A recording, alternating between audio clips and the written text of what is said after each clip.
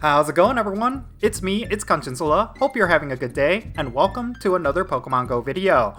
Today I want to discuss what has been an ongoing problem with this game, and that is the poor monetization practices that could be leading to its downfall. I'm of course talking about the abhorrent premium bundle boxes in the Pokéshop and some of the new forms of paid purchases that players have to deal with.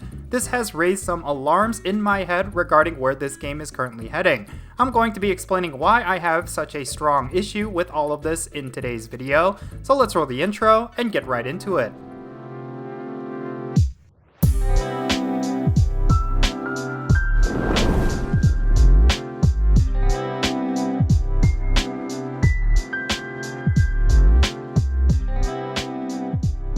Okay, so it goes without question that Niantic has been making very questionable decisions as of late. I reported in a previous video that Pokemon GO's revenue has been drastically down this year compared to the last few years. It's ironic, in a way, that a game that is all about community-based and outdoor play did so well during a pandemic, but managed to hit all-time lows once the pandemic ended. Well, I've been making the argument that much of that has to do with the fact that Niantic has not been listening to the feedback of the player base, making terrible gameplay decisions, and by trying to nickel and dime their players with horrible in-app purchases. The biggest offender of the latter has been the premium bundle boxes in the Pokéshop. These include boxes like the Ultra Box, Adventure Box, and more recently, the Halloween boxes. It seems like Niantic is hell-bent on ruining this particular aspect of the game by steadily decreasing their value over time. If Niantic's goal for decreasing the value of these boxes was to increase their revenue, then I think this is counterintuitive. Players are going to feel less inclined to spend their hard-earned dollars on the game if they feel they are not getting their money's worth. This was further proven by many content creators and hardcore players, most of which who typically spend exorbitant amounts of money in the game, coming out and saying that they refuse to give Niantic any money as a result of these boxes. Simply put, Niantic just has very poor business sense, and whatever developer is implementing these boxes have no idea how much damage they are doing not only to the studio, but to the Pokemon brand itself. I think it goes without question that a decline in revenue is going to go hand in hand with player sentiments towards the game itself. If Niantic is going to continuously piss off players with these sort of decisions, then less players are going to feel excited about playing their game, which in turn leads to less people spending money. I think it's really telling that even with the release of some exciting legendaries and shinies in raids, people are raiding at a much less frequency, and those who would be considered whales are not interested in purchasing any raid passes. The same could be said about Pokemon GO's loot box mechanic, egg hatching. It just seems more and more players are voicing how they've stopped purchasing incubators altogether ever since Niantic removed the adventure box and replaced them with these trash boxes. I really think Niantic needs a big reality check at this point. It's not even so much the gameplay decisions that have made players quit the game en masse, but it's these unmerited and frankly boneheaded business decisions. These decisions, especially with the boxes, have given Niantic a reputation of being just another greedy game studio. What's worse is that it's not even just the boxes that have garnered this reputation for Niantic. Recently, with the Halloween event, they added 2 ticketed special research stories that require an in-app purchase to access. These special research quest lines offer very similar rewards to special research stories from previous Halloweens, only those were actually free and just a part of the event. It now seems like Niantic is setting this very bad precedent that special research stories for each in-game event is now going to be tied behind a paywall. What worries me is that there is no limit to how far they can go with this. We could reach a point where even community days will be locked behind a paywall, where you will need to pay $1 or $2 just to access the spawns. This might sound ridiculous to you, but you should really think about it. The current $5 special research ticket has the ultimate reward of a Spiritomb encounter, yet in previous years, this was always an included part of the Halloween event. For anyone who wants a shiny Spiritomb, they will have to spend $5 USD just to get a chance at it, whereas last year, you could get shiny Spiritomb through just gameplay alone, as it was part of regular field research tasks. I also really don't like that Niantic has been getting extremely stingy as of late.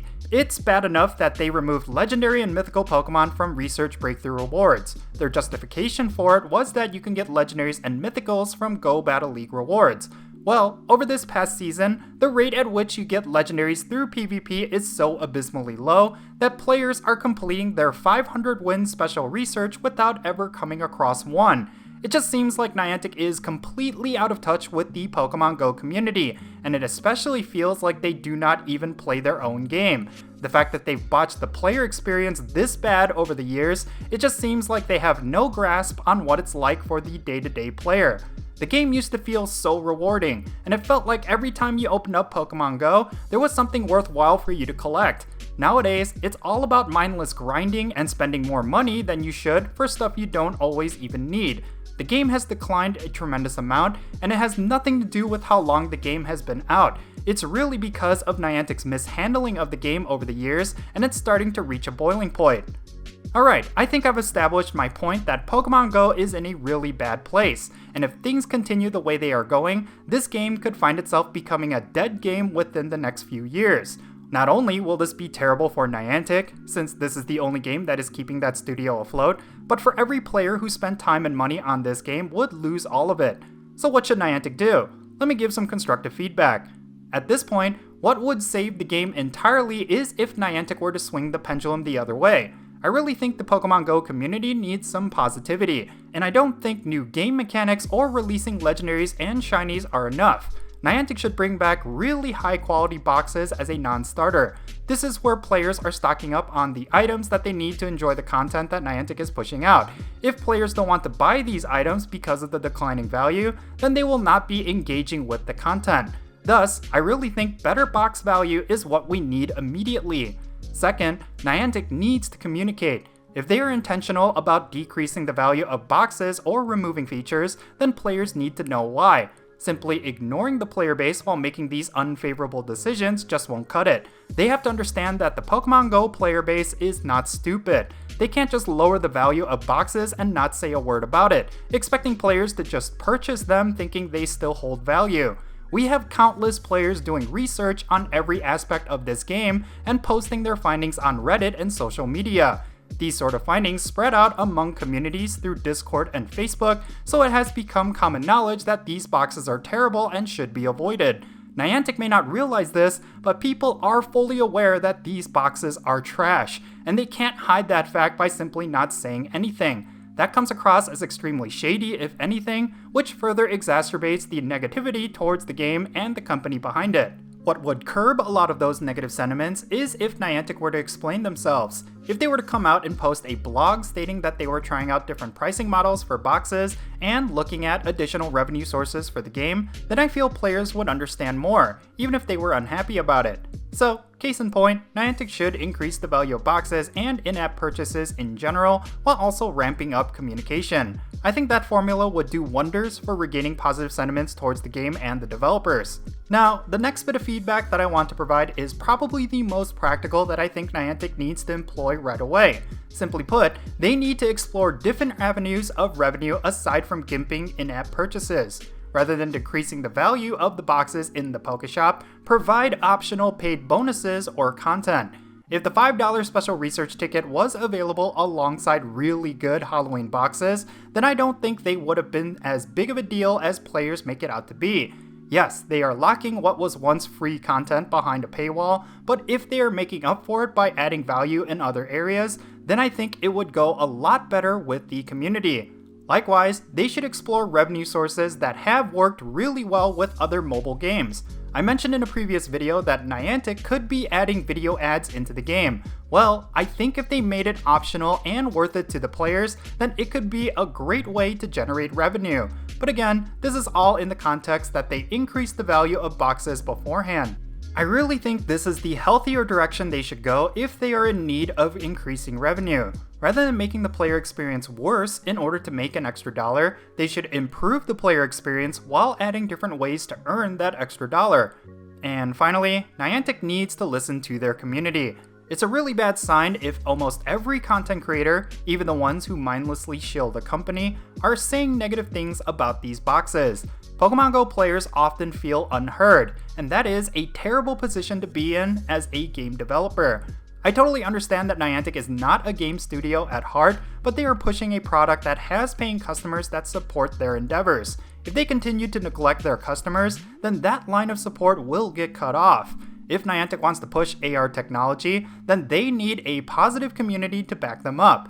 Otherwise, those ambitions will fall by the wayside along with their game. What Niantic really needs to do when facing a tough decision is to ask themselves, what will the community feedback be like with this decision? What, if any, will be the return on that decision? Rather than making unpopular gameplay designs and business decisions willy-nilly, they should be evaluating every possible avenue for creating more engagement and revenue without harming the player experience. Yet, it seems like they've been doing the exact opposite. Honestly, I'm pretty tired of having to make videos like this. This is what, my second or third video this month on this topic. I would love for nothing more than to feel positive towards this game, but I see it crumbling before my eyes and it's honestly just depressing. Pokémon GO has been a huge part of my 30s and I've always wanted this game to thrive and continue on for several years to come. But considering the trajectory that Niantic is going, I just don't believe that will be the case. Hopefully Niantic realizes the dire straits that they are putting themselves in and they will make the necessary adjustments. I'll end on this note that may come across as a bit too harsh, but I do think it is the honest truth. I really think Niantic are probably the biggest amateurs when it comes to game development right now. And I'm not dissing their technical skills, oh no, but in terms of just general gameplay designs, they seem completely out of touch with what has worked and what hasn't worked over the years. There is more than a decade's worth of history of prior successes and failures within the mobile gaming space, and there are tried and tested methods for continuing a game's success. But rather than leaning into that sort of history, Niantic seems to be going off their own logic, which is completely flawed and has been proven to be flawed time and time again. I almost want to believe that they think they are untouchable because of the intellectual property that they are working with. Well, they need to realize that the Pokemon IP will only take them so far, and if they continue to make these game design decisions that are worse than what a straight out of college junior game developer would make, then they are going to kill off what has got to be one of the greatest mobile games of all time. It would be such a waste of a good product, and it won't be anyone's fault but theirs. Anyway, that's going to be it for this video. Now, since this is a hot topic of discussion, I would love to know your thoughts. Are you sick and tired of how Niantic is treating Pokémon GO? Or do you have a reason to be hopeful? Or maybe does none of this matter to you? Let me know why down below in the comments, and let's have a great discussion. And if you ended up enjoying this video, be sure to hit that like button and subscribe if it's your first time here, and don't forget that little bell so you can stay up to date on whenever I upload videos. And I want to give a quick shout out to my patrons on Patreon. You make this channel content possible. If you want to support my channel in any way, big or small, then be sure to check out the links in the description below. For all my patrons, they get a permanent spot on my in-game friends list, so if you want to interact with me in some way, like with remote raids, then do consider becoming a patron on my Patreon. But yeah, that's going to be it. I'm Jinsula. Be safe, have fun, love yourself, and I will catch you all later.